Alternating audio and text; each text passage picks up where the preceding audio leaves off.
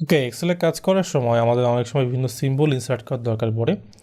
তো সেটার জন্য মাইক্রোসফট ওয়ার্ডের মতো এক্সেলও বিভিন্ন অপশন রয়েছে। এই জন্য যেটা হবে সেটা হচ্ছে ইনসার্ট ট্যাবে যেতে হবে। তারপর দেখুন এখানে কিন্তু সিম্বলস অপশন আছে এবং আপনি চাইলে এখানে ইকুয়েশনস টাইপ করতে পারেন কিংবা যে কোনো সিম্বল কিন্তু ইনসার্ট করতে পারেন। সাপোজ আমি যদি সিম্বলস ট্যাবে চাই, দেখুন এখানে কিন্তু প্রচুর সিম্বল চলে এসছে এবং আপনার যেই সিম্বল দরকার আপনি কিন্তু সেই সিম্বল এখানে ইউজ করতে পারেন। সাপোজ এক্ষেত্রে আমার যদি পাই সিম্বল দরকার হয়, ইনসার্ট টাইপ করি, তাহলে দেখুন আমার সেলের ভিতর কিন্তু পাই চলে এসছে।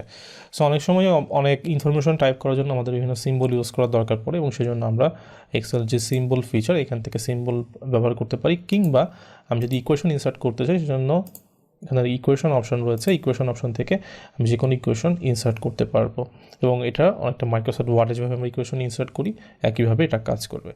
এটা আসলে আমাদের সবসময় দরকার হবে না, কিন্তু কখনো কখনো রিপোর্টিং কিংবা বিশেষ করে যারা ইঞ্জিনিয়ারিং কাজ করে থাকে কিংবা সায়েন্টিফিক কাজের সাথে জড়িত তাদের কিন্তু এই ফিচারটা দরকার হতে পারে।